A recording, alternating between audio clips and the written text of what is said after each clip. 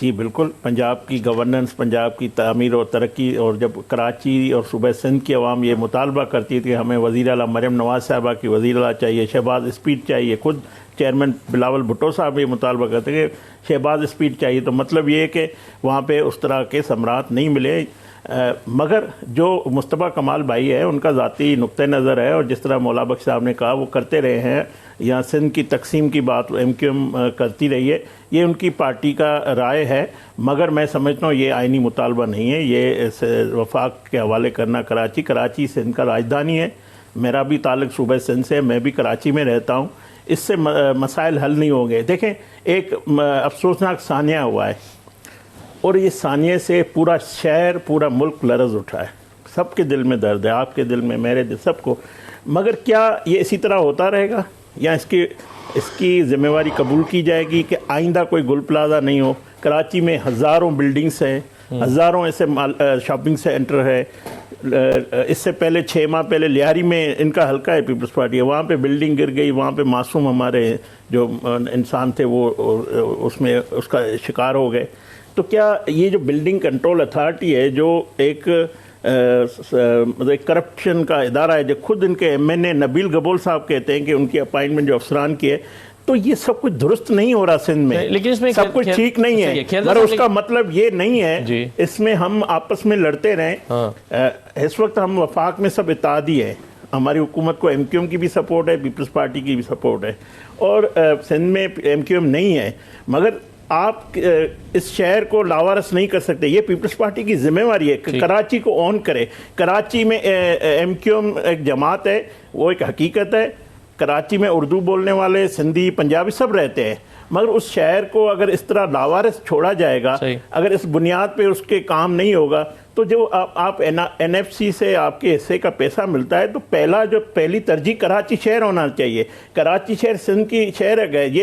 یہ تو کوئی نہیں کہتا، میں کہتا ہوں اگرچہ ہم گورننس بہتر کریں گے، اگر ہم کراچی کو نظر انداز نہیں کریں گے تو اس طرح کی آوازیں نہیں اٹھیں گی۔ لیکن ایک سوال جو آپ کی گفتگو سے پیدا ہوتا ہے کھیلدار صاحب، وہ یہ ہے کہ آپ نے کہا کہ 18ویں ترمیم کا فائدہ پنجاب میں تو ہوا ہے لیکن سندھ میں نہیں ہوا، تو کیا 28ویں ترمیم میں کچھ اس طرح کی ترمیم آنی چاہیے کہ 18ویں ترمیم سندھ کے لیے ختم کر دی جائے اور پنجاب کے لیے برقرار رہے؟ دیکھیں ایم کیو ایم کا جو 27ویں ترمیم میں جو ان کا پہلے ہی بل تھا بلدیاتی حوالے سے، مسلم لیگ نون اس کی مکمل سپورٹ کر رہی ہے۔ کیبنٹ میں بھی جب 27ویں ترمیم ہو رہی تھی تو وزیر اعظم صاحب نے مصطفیٰ کمال بھائی کو، خالد مقبول کو یقین دہانی کرائی تھی کہ ہم آپ کے ساتھ کھڑے ہیں اور اس بل کو ہم سپورٹ کرتے ہیں، اور یہ ایم کیو ایم کا صحیح بل ہے کہ سارے ملک میں بلدیاتی اداروں، جب آپ کہتے ہیں جمہوریت، تو جمہوریت کا مطلب ہے جو تھرڈ اس کا ٹیئر ہے وہ کمزور ہے، وہاں پہ وسائل نہیں ہیں، اختیارات نہیں ہیں، تو ایسی جمہوریت سے جس میں کراچی شہر، صوبہ سندھ کی عوام کو اگر ریلیف نہیں ملے گا تو پھر یہ جمہوریت کی ناکامی ہے، یہ اداروں کی ناکامی ہے، پھر یہ پارلیمنٹ کی ناکامی ہے۔ تو اس پہ ہم نے کوشش کی، مگر پیپلز پارٹی کا نقطہ نظر اس پہ اختلاف تھا، وہ ہم نہیں کر سکے، مگر آج بھی ہم اس کو سپورٹ کرتے ہیں۔ ہم چاہتے ہیں کہ ایک ایسا بلدیاتی نظام آئے جو عام آدمی تک ان کو ریلیف ملے۔ لیکن مسئلہ یہ کہ ہم آپس میں لڑتے رہیں، مگر عام آدمی کو کیسے ریلیف؟ کراچی میں تو بلدیاتی نظام قائم ہے نا، لاہور میں نہیں ہے، پنجاب میں نہیں ہے، کراچی میں تو ہے، سندھ میں تو ہے۔ دیکھیں کراچی کا جو نظام ہے، پھر کیوں کبھی ڈکن پہ لوگ مر جاتے ہیں، کبھی جو ہے یہ مافیا ہے کارکردگی کی وجہ سے، نہیں، یہ جو ڈمپر مافیا ہے۔ آپ بتائیں، پیپلز پارٹی کے چیئرمین بلاول بھٹو صاحب اپنے جیب سے پیسے دے کر پانی لیتا ہے، میں ڈیفینس میں رہتا ہوں، پیسے دے کر پانی لیتا ہوں۔